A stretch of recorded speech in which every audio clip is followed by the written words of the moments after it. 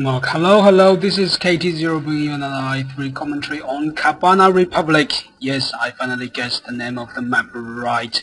Congratulations to myself. And on the left side of the map we have our yellow Soviet player whose name is Tingu. It's not Tengu, I've been wrong for the last 3 videos or so, but that's no big deal. I'm sure he will forgive me. And on the right side of the map we have Suck or Die, or Kiwi, as stated in his forum name. So we are going to see him constructing a ore refinery here, just a barracks into one refinery opening. He has produced one bear just for a little bit of information on the map, and his opponent however has opened with the exact same build, just that he's produced 2 more bears, and well, he's continued to produce conscripts, so I assume he is going to take map control with those infantries, or he's going to apply some early pressure to his opponent. Since he does have 3 bears, he can effectively lock down this area to prevent any sort of engineer run by to go to this ore derrick here to occupy it, to give his opponents a little bit of early edge. And since he does have the barrack himself, he can do the same trick. So if he has map control and it is this early on in the game, he will have a nice little lead indeed. And we are going to see Sakoda transitioning into Mac build, going to War Factory, thinking about producing some mechs such as sickles and terror drones, and terror drones are very effective hatefully. In fact, I am Empire player, so I hate terror drones, and perhaps he's thinking about that and put terror drones inside of his opponent's mineral line to do some harassment there indeed. And well, we are going to see that the War Factory for our yellow Soviet player Tingu is going to be a little bit late, so he's not going to have the units in time to deal with any sort of terror drone harassment, which Sakodai now seem to not be stopped to be doing. No? Well, never mind, I do see a terror drones walking right into the middle of the map here, because, well, I would assume he will think that his opponent has walled off. Cabana Republic is a map where you can do terror drone harassments to no end if your opponent doesn't wall his refinery in. So since both of these players are pros, they will have this kind of awareness easily. However, well, we are seeing Sakoda not walling off his terror drone, walling off for terror drone here. Perhaps he sees the infantry from his opponent, so he's thinking, oh, my opponent has produced a whole lot of infantry, so he will not have the money for any sort of territorial harassment. And the follow-ups, which would be sickles and tanks, I would assume now that the yellow Soviet player Tingu has just started his super reactor, which will allow him to build tanks, as opposed to green Soviet player Sakoda.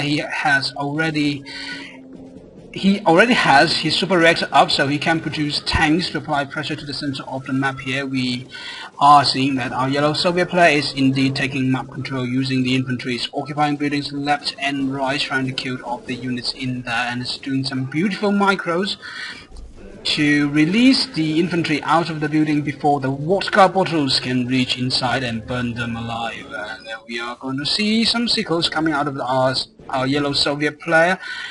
Interestingly, neither of the players are thinking about taking a refinery here. Strangely enough, this... oh, perhaps it's because it's SVS, so we are going to see terror drones and sickles, which are both very fast units from both of these players, so they are going to be very cautious about expanding because they don't want to give their ore collectors away. Now we are going to see what all good players do. They check the possible expansion locations on the map while they're engaging their opponent's army, or rather, well, he's not engaging his opponents, rather he is trying to spring ahead economically. He's expecting some airplay from his opponents, which his opponent seems to have built a airfield or a air base indeed, but he has cancelled it. So he's going to be using this money otherwise to some other locations, some other spots, some other aspects, I don't know. Use whatever word you like, and his opponent he's expecting the exact same thing. He has produced a bullfrog and load an engineer into it. Ooh, we might be seeing some sort of engineer rush here.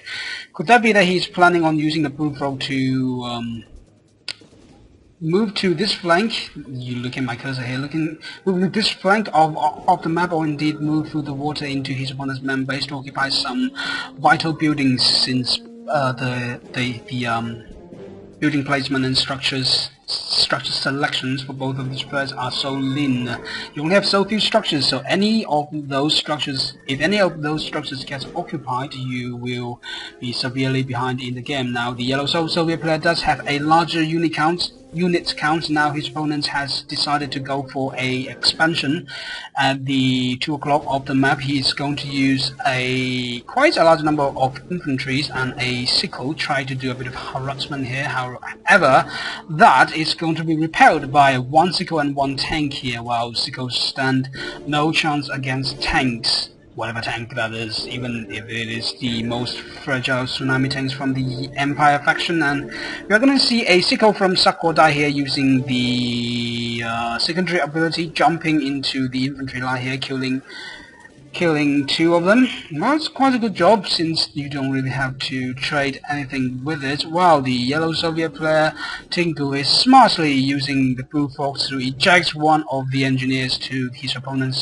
the orders at his opponent's side of the map, and he's occupied it, so he has a nice little advantage in terms of orders. However, his opponent does have the 3rd refinery up, so never mind then. The refinery is always, more effective in terms of mining than orders, so his opponent is ahead economically, and I'm sure that economically it's going to translate into a whole lot of army units, and the Sakodai might be thinking about a late game push here, but if he's not careful, he might lose to a surprise air attack here, now that his opponent does have the airfield up and he's producing something out of it, which I would assume is Trimblade. Is the only thing that makes sense. While the production is a bit of a host there that just tells you that you just simply cannot support a barracks, a war factory, and an airfield on 2 refineries. You have to expand. This is the economical side of the game. This is what all good players should consider. And we are going to see 1 Trimblade moving to the 2 o'clock of the map, looking to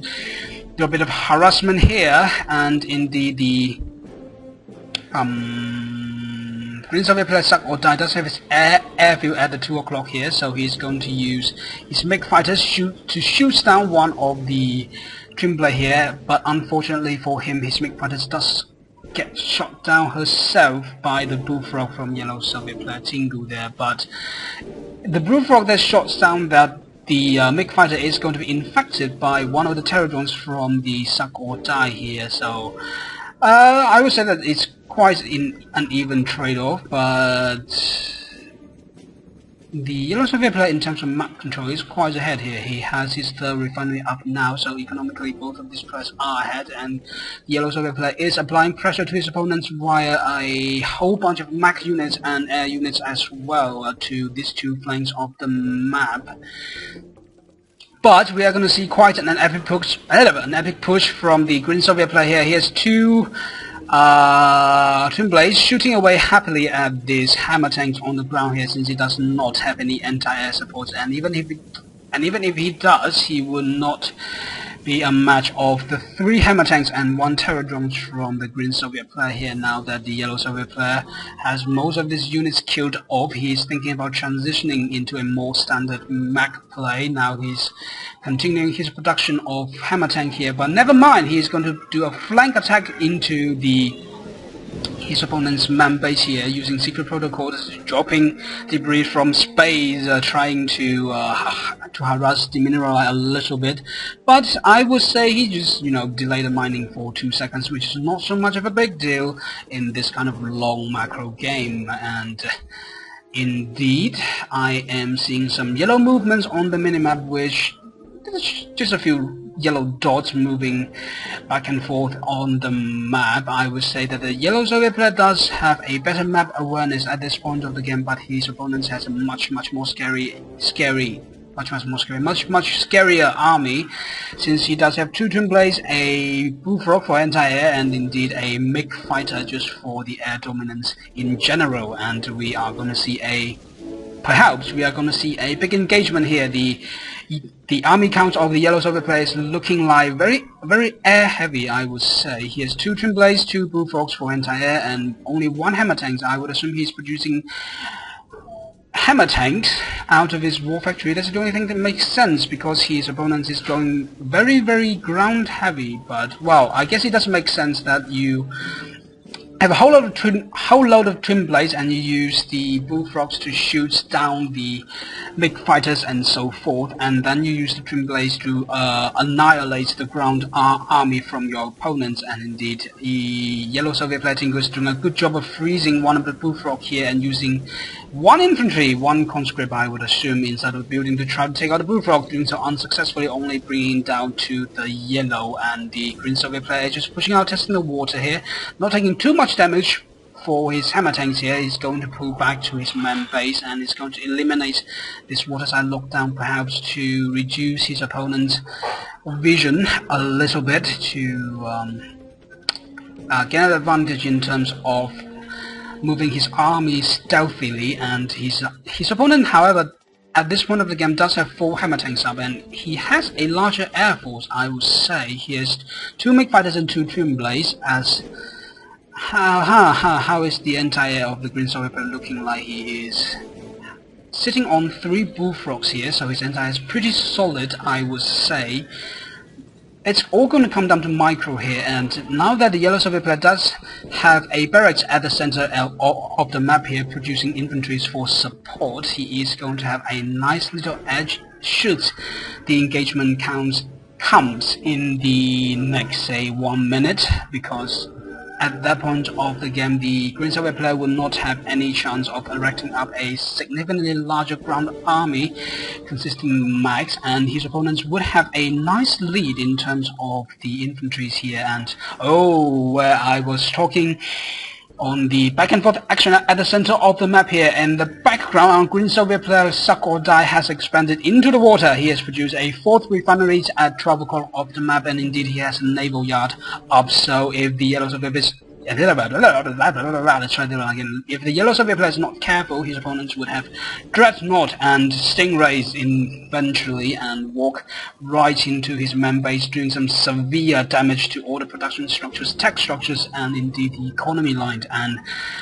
we are going to see that 2 of the hammer tanks just leeching away at the right at the edge of their range of fire to add the Green Soviet player's unit here, trying to regain some of the health and lower the health of their opponents just slightly. And we are going to... what is going to come out of the naval yard, I actually don't know. But now that the Green Soviet player does have 4 refineries, he can fund a much larger army to defeat his opponents. We are going to see a incoming massive engagement. The tank of the Green Soviet player is a little bit out of position, I would say, since, well, now they are not. Now they are forming a nice little line just leeching away at the tanks.